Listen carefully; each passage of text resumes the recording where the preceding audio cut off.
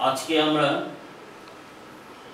দুজন জাতীয় বীর, একজন রাষ্ট্রভাষামতী যিনি ভাষা আন্দোলনের জন্য, গণতন্ত্রের জন্য, এদেশের মেহনতি শ্রমিক, কৃষক, সাধারণ মানুষের জন্য আমৃত্যু সংগ্রাম করেছেন, সেই সংগ্রামী নেতা রাষ্ট্রভাষামতী ভাষা সৈনিক আব্দুল মতিনের ৯৬তম জন্মবার্ষিকী এবং আরেকজন মহিষিনী নারী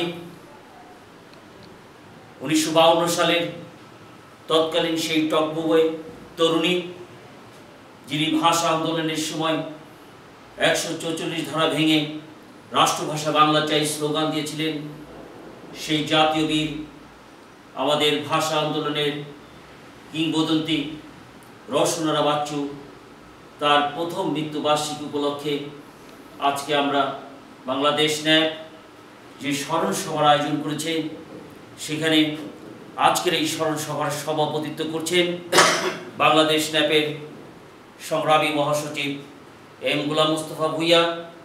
এখানে উপস্থিত রয়েছেন জাতীয় গণতান্ত্রিক লীগের কেন্দ্রীয় সভাপতি, আন্দোলন সংগ্রামের রাজপথের একজন সাহসী বীর যোদ্ধা জননেতা এম এ জলিল।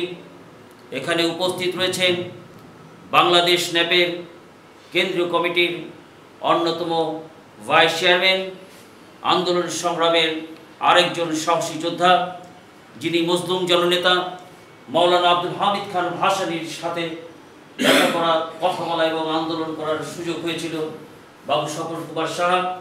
এখানে উপস্থিত রয়েছেন বাংলাদেশ ন্যাপের কেন্দ্রীয় সাংগঠনিক সম্পাদক, নারায়ণগঞ্জ সিদ্ধিরগঞ্জের কৃতি সন্তান, আমাদের আন্দোলনের আরেকজন প্রিয় মুখ জনাব কামাল উদ্দিন ভূঁইয়া। এখানে উপস্থিত রয়েছেন আমাদের আরেকজন আন্দোলন সংগ্রাম, গণতান্ত্রিক আন্দোলনের প্রিয় মুখ, সংগ্রামী যোদ্ধা জনাব রফিকুল ইসলাম সহ জাতীয় নেতৃবৃন্দ। সংগ্রামী বন্ধুরা, আজকে আমরা এখানে দাঁড়িয়েছি আমাদের দুইজন সাহসী বীর যোদ্ধাকে স্মরণ করার জন্য, যারা এদেশের মা মাটি মানুষের জন্য কথা বলেছেন, সংগ্রাম করেছেন, লড়াই করেছেন এবং লড়াই করতে করতে দেশপ্রেমিক হিসেবে মৃত্যুবরণ করেছেন এবং আজকে তারা জাতির কাছে, সারা পৃথিবীর কাছে অমর হয়ে আছেন। আজকে সে বিষয়ে এই স্মরণ সভায় প্রথমেই স্মৃতি চারণ করে দু একটি কথা বলবেন আমাদের জাতীয় গণতান্ত্রিক লীগের সংগ্রামী সভাপতি, এদেশের মেহনতি শ্রমিক শ্রেণী এবং রাজনীতিদের অত্যন্ত আস্থাভাজন নেতা, জননেতা জনাব এম এ জলিল। মণ্ডলী, বাংলাদেশ ন্যাপ কর্তৃক আয়োজিত আমাদের প্রিয় নেতা, ভাষা সংগ্রামী মতিন ভাই এবং রওশন বাচ্চু, আমরা তাদেরকে স্মরণ করি এই কারণেই যে ওনারা জীবন বাজি রেখে ১৯৫২ সালে ২১শে ফেব্রুয়ারি ভাষা আন্দোলনে অংশগ্রহণ করেছিলেন। সেই ভাষা আন্দোলনের মাধ্যমে এই দেশে স্বাধীনতা আন্দোলন হয়েছে, রাষ্ট্রভাষা প্রতিষ্ঠা হয়েছে। আমরা সেই স্বাধীন বাংলাদেশে একটি ওনাদের স্বপ্ন ছিল একটি অসাম্প্রদায়িক গণতান্ত্রিক ক্ষুধা দারিদ্র্যমুক্ত দেশ। আমরা আসুন বাঙালি জাতি আবার ঐক্যবদ্ধ হয়ে এই ভাষা মতিন এবং রওশন বাচ্চুর স্বপ্ন অসাম্প্রদায়িক ক্ষুধা দারিদ্র্যমুক্ত বাংলাদেশ গড়ি, এই আশাবাদ ব্যক্ত করেই আজকের এখানে বক্তব্য শেষ করছি। জয় বাংলা, বাংলাদেশ চিরজীবী হোক।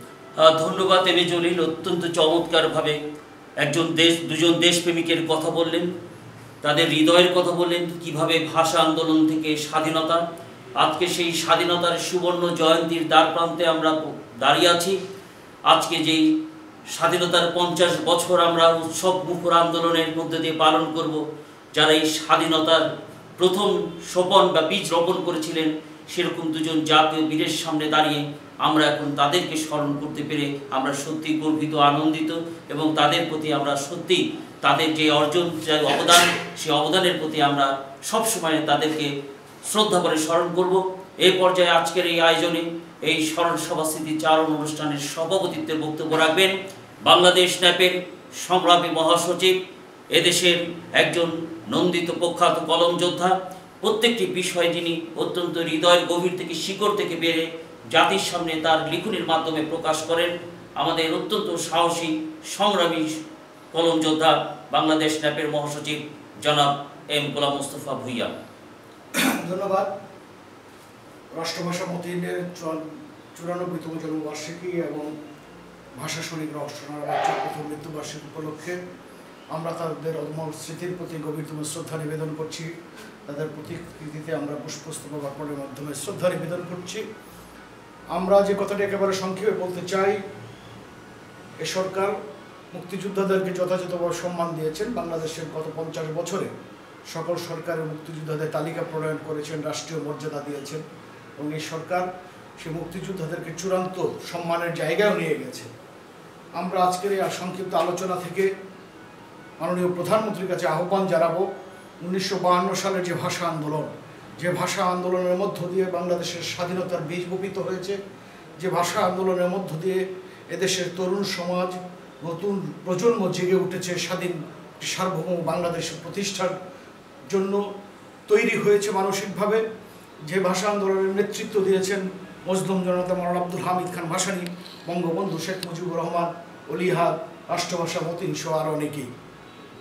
আজকে দুঃখজনক হলো সত্য, রাষ্ট্রভাষার এতদিন পরেও আজকে যখন 21শে ফেব্রুয়ারি আন্তর্জাতিক মাতৃভাষা দিবস হিসেবে স্বীকৃত হয়েছে, তখন এই 21শে ফেব্রুয়ারি যারা তৈরি করেছেন, যাদের রক্তের বিনিময়ে 21শে ফেব্রুয়ারি, তাদেরকে রাষ্ট্র এখনও সঠিকভাবে সম্মান জানাতে পারেনি। আমরা আজকের এই অনুষ্ঠানের মাধ্যমে মাননীয় প্রধানমন্ত্রীর কাছে আহ্বান জানাবো, একটি কমিশন গঠন করা হোক। সেই কমিশনের মধ্য দিয়ে বাংলাদেশের সকল ভাষা সৈনিকদের তালিকা প্রস্তুত করা হোক এবং তাদের মৃত্যুতে যাতে রাষ্ট্রীয় মর্যাদা প্রদান করা হয়, সেই আহ্বান জানাবো। একই সাথে আমরা মাননীয় প্রধানমন্ত্রীর কাছে আহ্বান জানাবো, রওশনারা বাচ্চু, যে সকল নারীরা 1952 সালে আসলে ওই সমাজ প্রেক্ষাপটে নারীরা আন্দোলনে অংশগ্রহণ করা একটি অকল্পনীয় অবাস্তব বিষয় ছিল, সেই সময় যে সকল নারীরা রাজপথে নেমে এসেছিল তারা অবশ্যই দেশপ্রেমিক এবং সাহসী, এবং তাদের কারণেই আমি মনে করি বাংলাদেশের একটা সমাজের নতুন বিপ্লব সূচিত হয়েছে। সেই রওশনারা বাচ্চু যা অসমাপ্ত স্বপ্ন, যিনি দীর্ঘদিন প্রত্যাশা করেছিলেন অন্তত মুক্তিযুদ্ধের পক্ষের এই শক্তি, তাকে 21শে পদকে ভূষিত করবে। কিন্তু দুঃখজনক হলো সত্য, মৃত্যুর পরে আমরা প্রস্তাব দিয়েছিলাম, বাংলা একাডেমি আমাদের কথাও দিয়েছিল, কিন্তু গত বছরও তালিকায় আমরা রওশনারা বাচ্চুর নাম পাইনি। আমরা প্রত্যাশা করি স্বাধীনতার সুবর্ণ জয়ন্তী যে বছর পালিত হবে, সেই বছরের 21শে ফেব্রুয়ারির পূর্বেই এ সরকার ভাষা আন্দোলনের ভাষা সৈনিকদের তালিকা প্রণয়নের জন্য একটি কমিশন গঠন করবে এবং যে সকল জীবিত ভাষা সৈনিক আছে তাদেরকে যথাযথ মর্যাদা প্রদান করবে। অনেক ভাষা সৈনিক রয়েছেন যারা অর্থের অভাবে মানবেতর জীবনযাপন করছেন, তাদের সুচিকিৎসার ব্যবস্থা করবে এবং তাদেরকে রাষ্ট্রীয়ভাবে ভাতা প্রদান করবে। এবং যারা মৃত্যুবরণ করেছেন 21শে পদক পাননি, যে 21শে ফেব্রুয়ারি যাদের কারণে, তাদেরকে বাদ দিয়ে অন্য কাউকে 21শে পদক দিলে কিন্তু সেটি অসম্পূর্ণ থেকে যাবে। যে সকল ভাষা সৈনিকরা এখনও 21শে পদক পাননি, আমি মাননীয় প্রধানমন্ত্রীর কাছে আহ্বান জানাবো আগামী বছর তাদেরকে যদি অন্তত যারা মৃত্যুবরণ করেছেন তাদেরকে যেন 21শে পদকে ভূষিত করা হয়। এই কথাগুলি বলে রাষ্ট্রভাষা মতিন এবং রওশনারা বাচ্চুর অমর স্মৃতির প্রতি গভীরতম শ্রদ্ধা নিবেদন করে আমরা আমাদের আজকের এই শ্রদ্ধার অনুষ্ঠান শেষ করছি। আপনাদের সকলকে ধন্যবাদ। জয় বাংলা, জয় হোক বাংলার মেহনতি মানুষের।